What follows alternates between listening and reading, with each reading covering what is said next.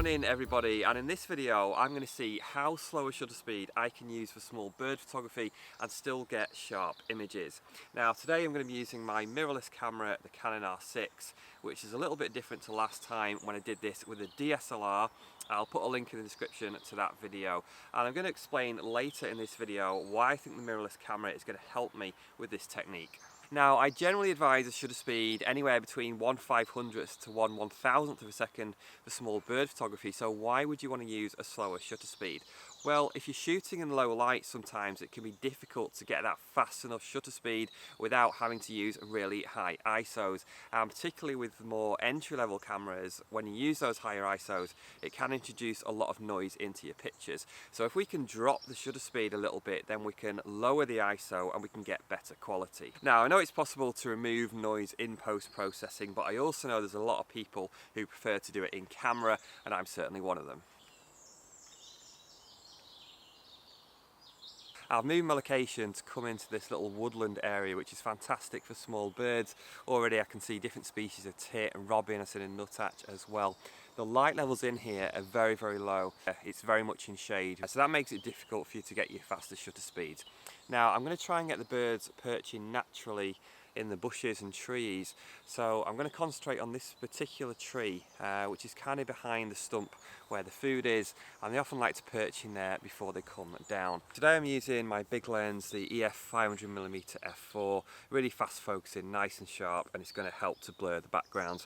Also really important that I've got a tripod, because shooting at the slower shutter speeds that I'm going to try, it would be pretty much impossible to do it handheld, certainly with this equipment.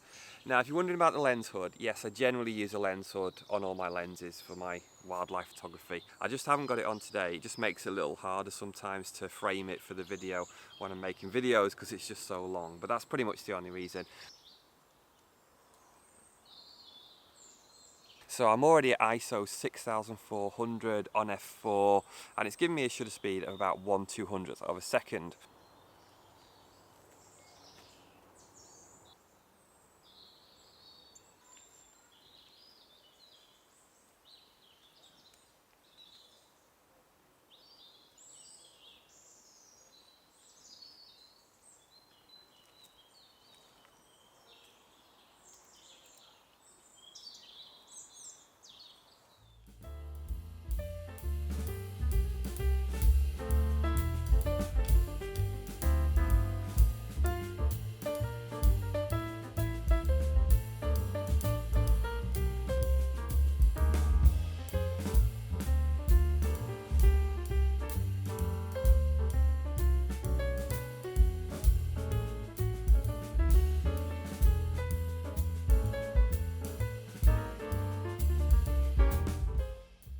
Well, I definitely had some good opportunities there, shooting at 1/200th of a second. So those pictures are going to look fairly noisy to me. You can see on the back, if I zoom in a little bit, and you'll see not all the shots are going to be sharp. So with any small bird photography, you know, you're never going to get all your pictures sharp. I think even on fast shutter speeds, it's just a bit of a percentage thing. And you can see some of the images here. It's really where the birds moved, and it's just a little bit blurry, particularly around the head. But I do have some that are absolutely pin sharp. I didn't think it'd be too difficult on 1/200th of a second. So what I'm going to do now is go a bit lower. I'm going to go down to 80th. I'm going to try 1/80th of a second. I'm just going to leave the aperture at f4 for now, which is the widest for this lens. Doing it manually means I've now got to adjust the ISO. So this is where we can bring the ISO down. So to get the correct exposure, I need to bring the ISO down to make it darker. But that's also going to help the quality with the lower ISO. And that is giving me an ISO now of about 1600. So we're going to give this a go. Oh, cold tip.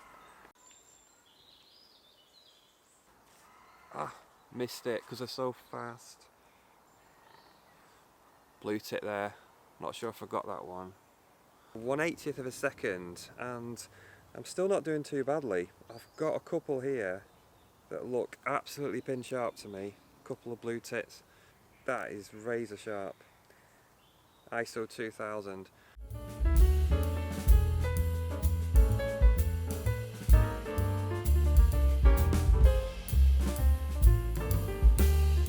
The benefit of the mirrorless camera for shooting at slower shutter speeds is using the electronic shutter.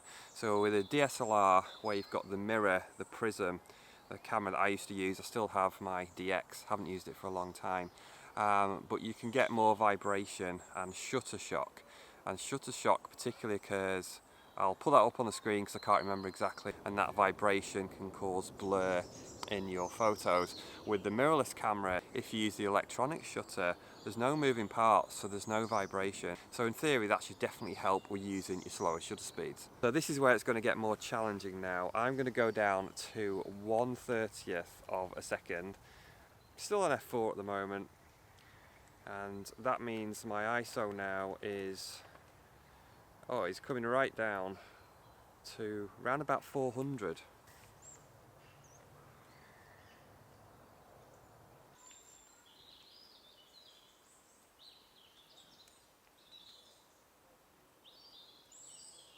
Definitely becoming more of a struggle. One thing it's made me think about shooting on this shutter speed at the moment, 1/30th, is if you're on a slightly faster shutter speed, when the bird starts moving its head around, you might still get some sharp pictures, but if you're on something like I am now, 1/30th, when the bird starts moving its head, it's almost impossible. It's almost guaranteed that you won't get any sharp pictures at all. So that's kind of the big difference really, is the actual movement of the bird and usually the head.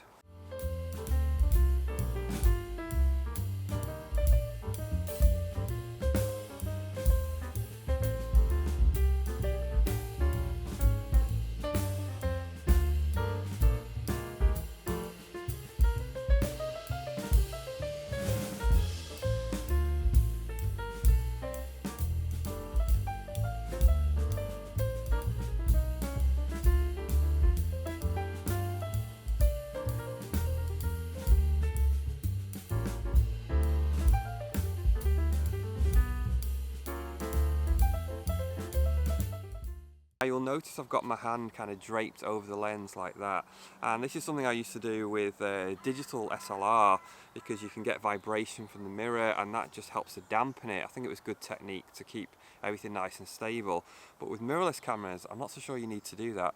Let me know what you think in the comments about that. If you're using an electronic shutter, then you're not going to get that vibration, so this probably isn't necessary. Sometimes I will shoot like that with my hands on the camera, but for me, I just feel like this is a more stable base to shoot in the same way as I used to. So yeah, let me know what you think in the comments.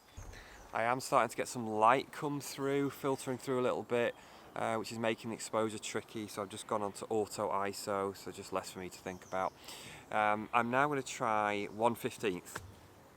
So I'm going to go down 1/15th of a second. I'm still at f4 at the moment. I might need to change that soon.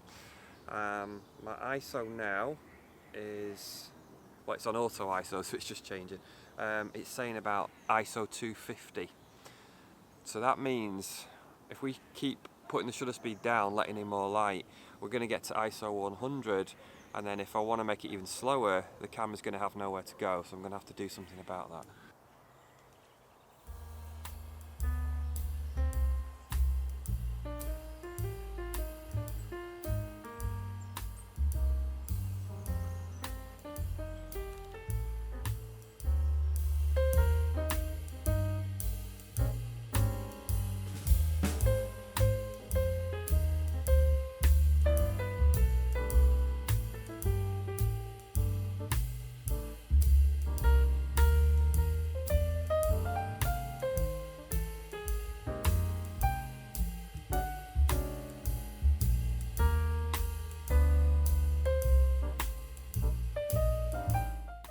Now, if you're really into small bird photography like I am, then I have written a 76-page ebook.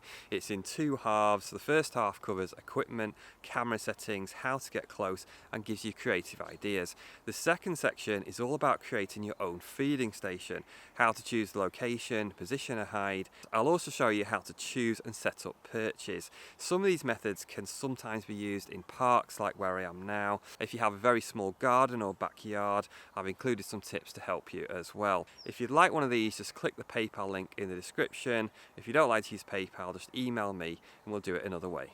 There is more light coming through, but it's kind of causing more problems if anything, because it's a lot of light and shade, which can be difficult to work with. So what I'm going to do now is try something rather ambitious. I'm going to go down to 1/8, and I don't know if I've ever tried this before, but we're going to give it a go now. We're on auto ISO at the moment. We're letting in a lot of light now, and my exposure is showing around ISO 100, which is the lowest it will go. To make sure the camera can still go darker if necessary, I'm closing my aperture down to f6.3. Wish me luck. Oh my god. Perfect nut hatch, nice and clear. Just missed it. So I'm working so hard here with my technique. I've got my hand over the lens, I've got my eye pushed up to the viewfinder. I'm trying to keep nice and still. I'm trying to just gently press that shutter just to keep everything as stable as I possibly can when I'm taking the picture.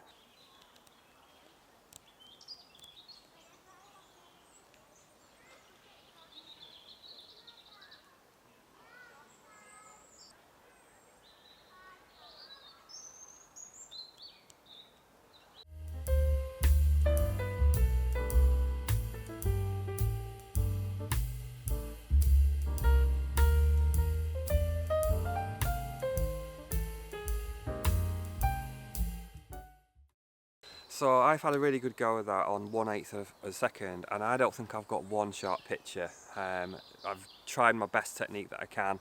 I've had a few decent opportunities in all fairness.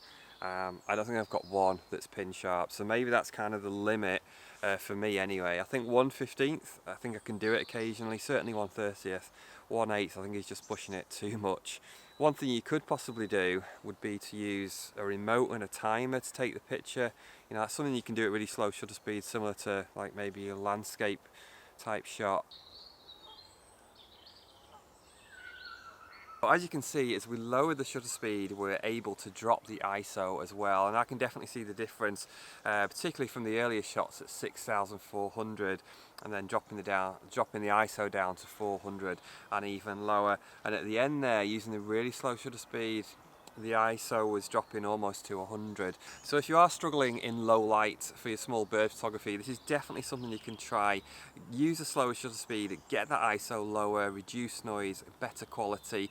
Yes, you can do a lot in post-processing, but it's also nice if you can do it in camera, and some people prefer to do that.